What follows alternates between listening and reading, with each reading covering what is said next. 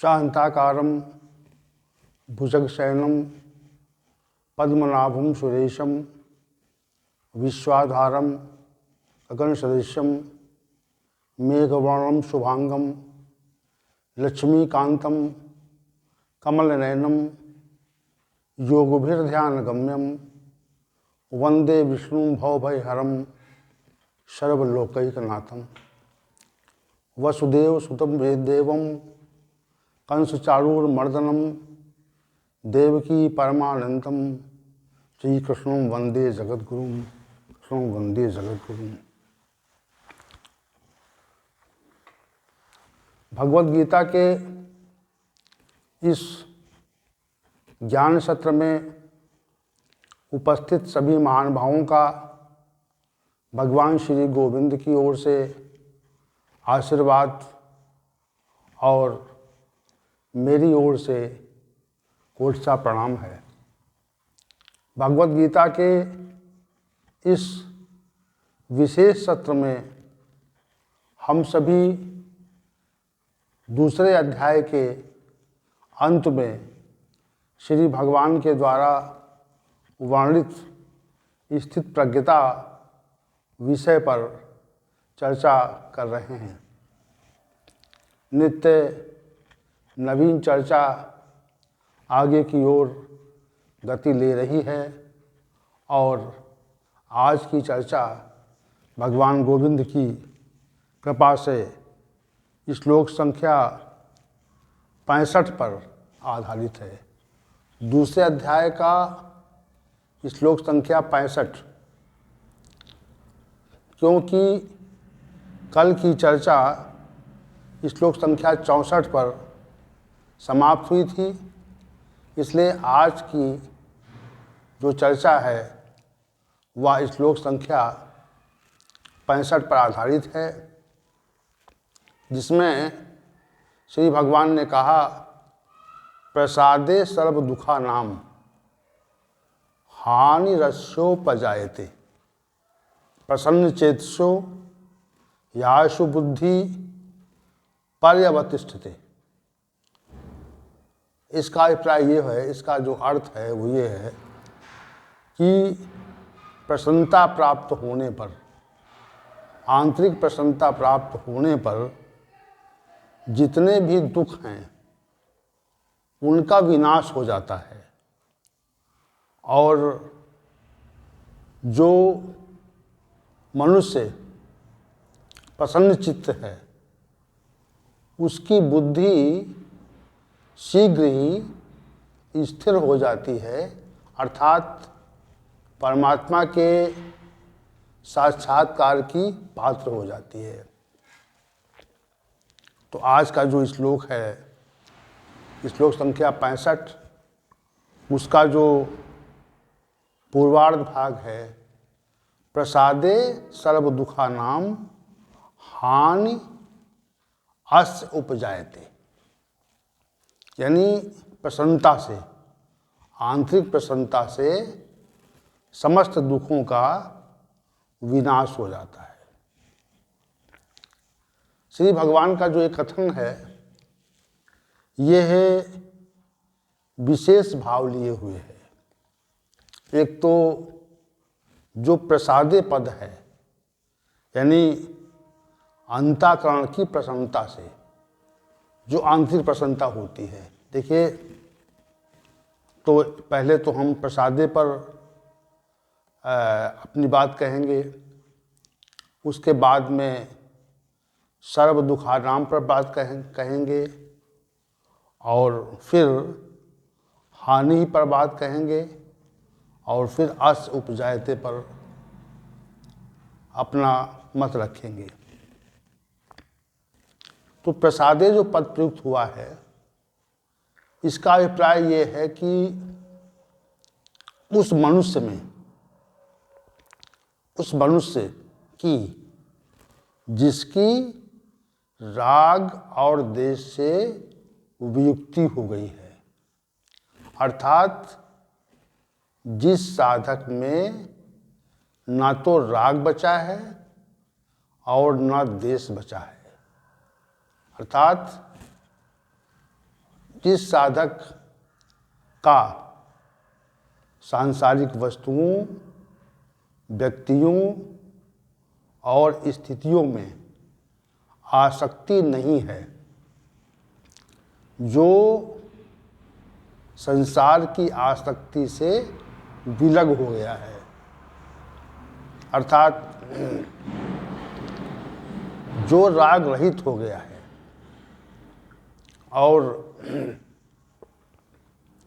जिसके मन में संसार के व्यक्ति, वस्तु और स्थिति के प्रति प्रतिकूल भाव का समापन हो गया है। दोनों चीज़ें हैं इसमें। जो राग और द्वेष से विलग हो गया है और जिस मनुष्य ने स्वयं को अपने वश में कर लिया है, अर्थात वो दूसरों के वश में नहीं है। इसका एक विशेष अभिप्राय है। आत्मवश से जो पद प्रयुक्त हुआ था 64वें श्लोक में, उसमें श्री भगवान ने कहा जो दूसरों के वश में नहीं है, ये स्वयं के वश में है। तो स्वयं के वश की क्या स्थिति होती है? क्योंकि प्रसादे पद के लिए इन स्थितियों को आपको समझना पड़ेगा। जैसे हम सभी संसार की वस्तुओं, व्यक्तियों और स्थितियों के वश में होते हैं। हमारे जो कार्य हैं, प्रतिदिन के कार्य हैं, वे संसार के व्यक्तियों, वस्तुओं और स्थितियों के आश्रय से चलते हैं। इसलिए हम सभी उनके वश में रहते हैं। कुछ व्यक्ति हमारे जो वश में होते हैं, उनको भी हम अपने अनुकूल बनाने का प्रयास करते हैं, और यदि वे हमारे अनुकूल क्रियाएं नहीं करते हैं तो हमारे मन में उनके प्रति एक प्रतिकूल भाव उत्पन्न हो जाता है। तो ये जो प्रसादे पद है, जिसका अर्थ प्रसन्नता से है, तो उस प्रतिकूल भाव के कारण वह प्रसाद, वह प्रसन्नता उत्पन्न नहीं होती है। जब तक अनुकूलता रहती है, जब तक कोई व्यक्ति हमारे अनुकूल है, तब तक तो प्रसन्नता रहती है। और जैसे ही वो व्यक्ति हमारे प्रतिकूल हो जाता है, तो जो श्री भगवान प्रसादे शब्द से, पद से कुछ कहना चाह रहे हैं, जो कुछ कहना चाह रहे हैं, वह प्रसन्नता स्वतः ही विलुप्त हो जाती है और हम उस व्यक्ति के प्रति प्रतिकूल भावों को स्वतः उपार्जित कर लेते हैं। और इसी उपार्जन का नाम द्वेष है। और अनुकूल व्यक्ति रहे तो हमारे मन में एक उसके प्रति अनुराग रहता है, स्नेह रहता है। इसी का नाम राग है।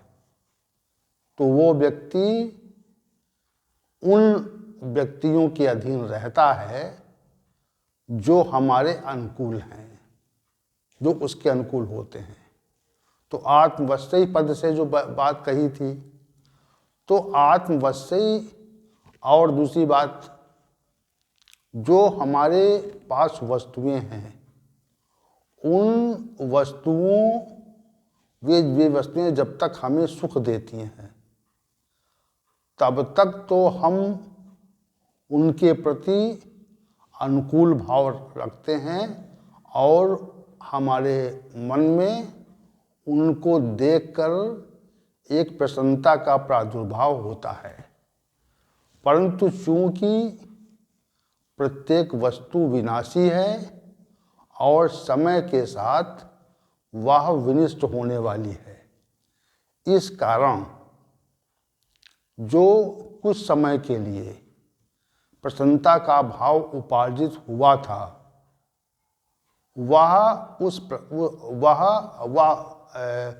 उस प्रसन्नता का भाव का अभाव स्वतः ही हो जाता है। तो प्रसादे पद उन लोगों के लिए नहीं है जो कुछ समय के लिए प्रसन्न होते हैं किसी वस्तु के प्राप्त होने पर, तो उनके लिए प्रसाद पद नहीं है। प्रसादे उन व्यक्तियों के लिए है जिन लोगों ने स्वयं के वश में कर लिया है। ये वस्तु जाती है तो भी कोई अंतर नहीं है, और वस्तु का संयोग रहता है तब भी कोई अंतर नहीं है। ये वस्तु हमारी नहीं है, ये हमें कहीं से मिली हुई है, ये भाव रहता है। इस भाव के रहने तक हमारे मन में जो प्रसन्नता का उपार्जन होता है उसी के प्रकटीकरण के लिए यहाँ पर श्री भगवान ने प्रसादे पद का प्रयोग किया है, प्रसादे कहा है। दूसरी चीज, कोई स्थिति है और उस स्थिति से हम संतुष्ट हैं, तो यदि स्थिति से संतुष्ट हैं तो हमारे मन में एक प्रसन्नता का भाव रहता है, और वह स्थिति यदि हमारे प्रतिकूल होने लगे तो हमारे मन में प्रसन्नता का जो भाव था वह तत्काल स्वतः ही अपने आप अप्रसन्नता में परिवर्तित हो जाता है।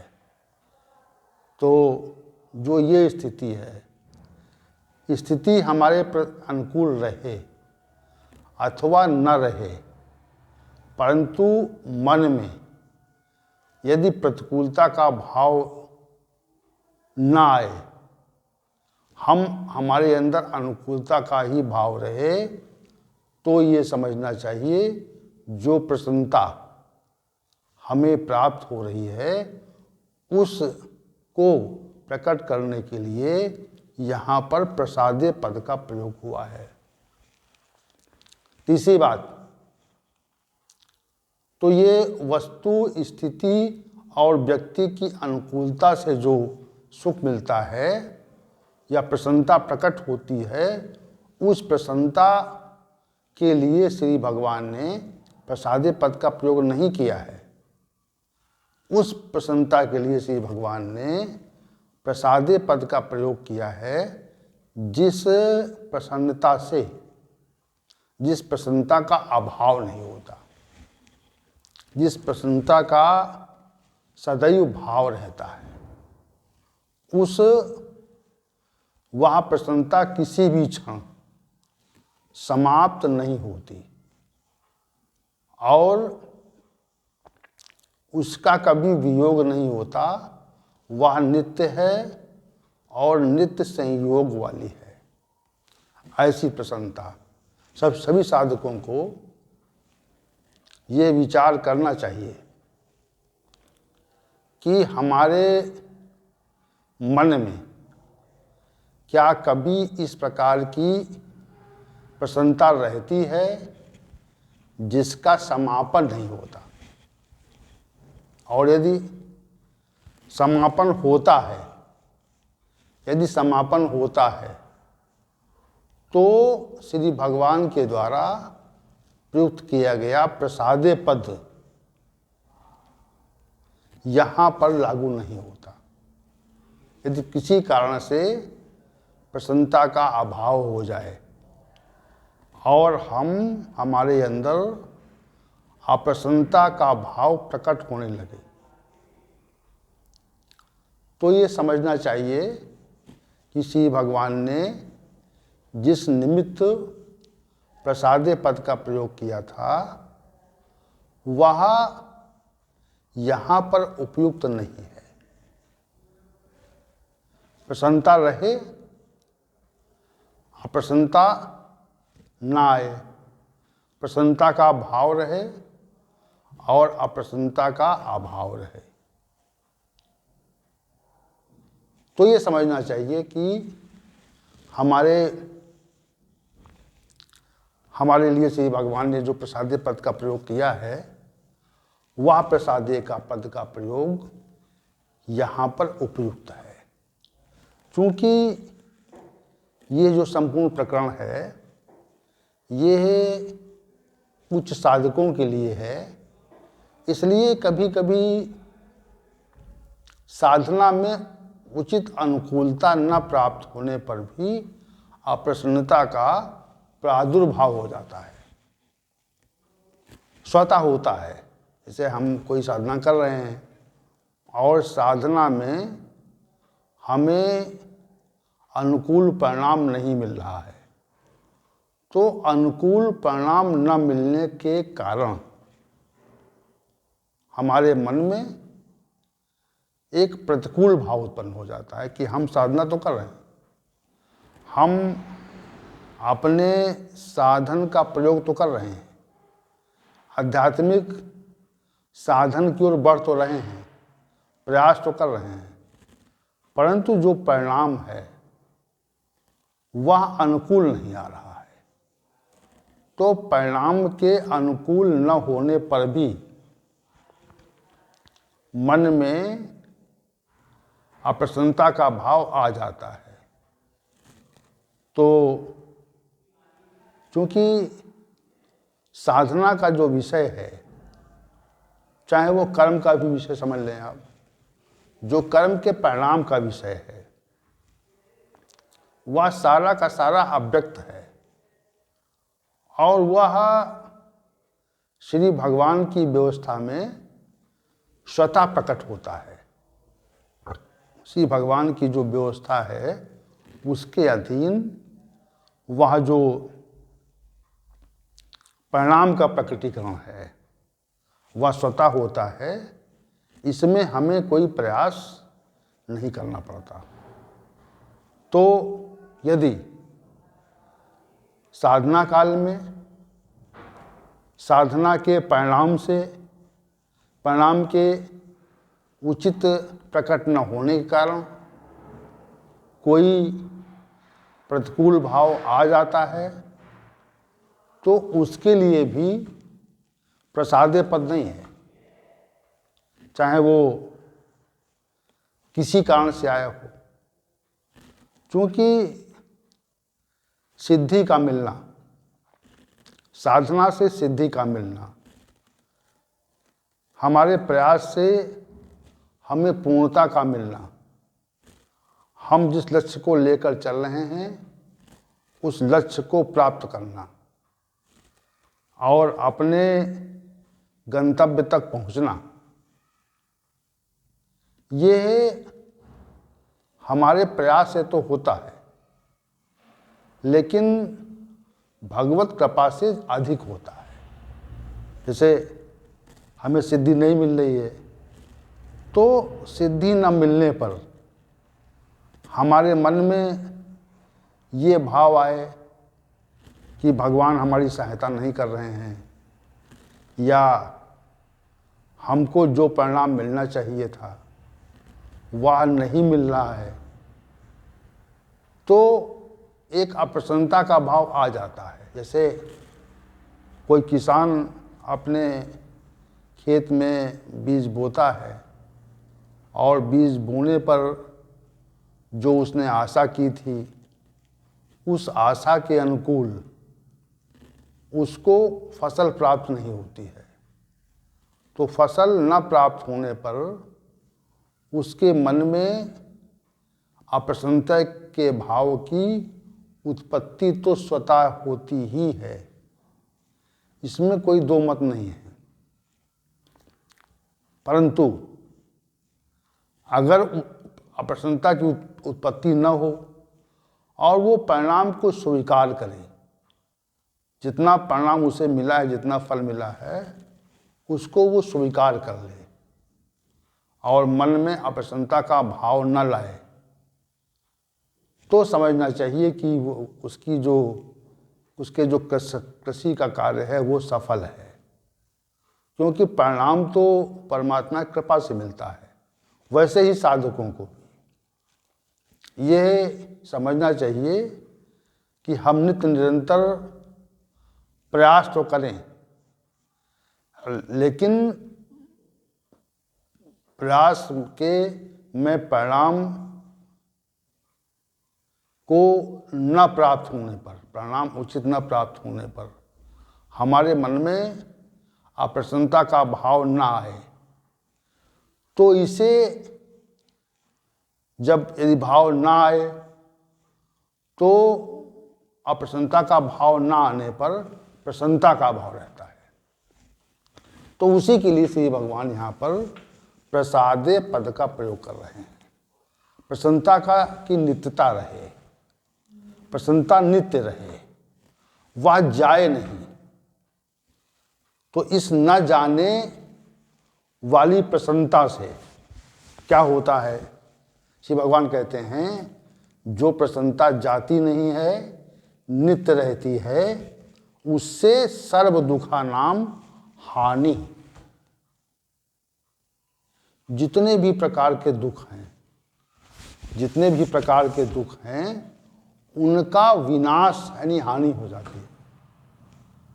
ये विशेष बात है। यहाँ पर श्री भगवान ने कहा कि यदि प्रसन्नता आपके अंदर से जाती नहीं है और वो सदैव रहती है, प्रतिकूल स्थिति को देखकर, प्रतिकूल परिणाम को देखकर, प्रतिकूल परिणाम की संभावना को देखकर, प्रतिकूल परिणाम की आशंका के कारण यदि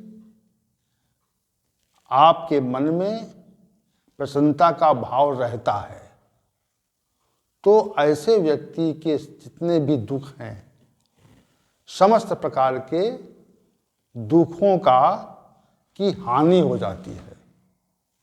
यानी दुखों का लाभ होना और दुखों की हानि होना।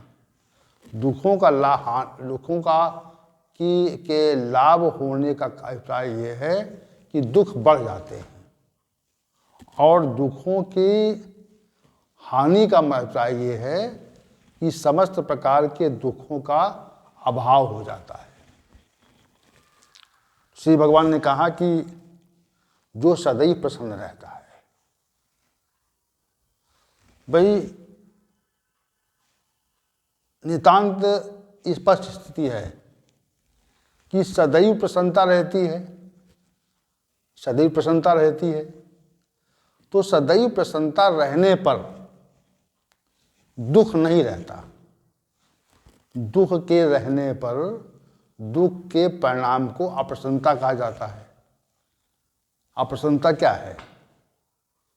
हमारा जो हमें दुख का जो प्रकटीकरण भाव है वो अप्रसन्नता है। जैसे अंदर से अंदर यदि दुख होगा, शोक होगा,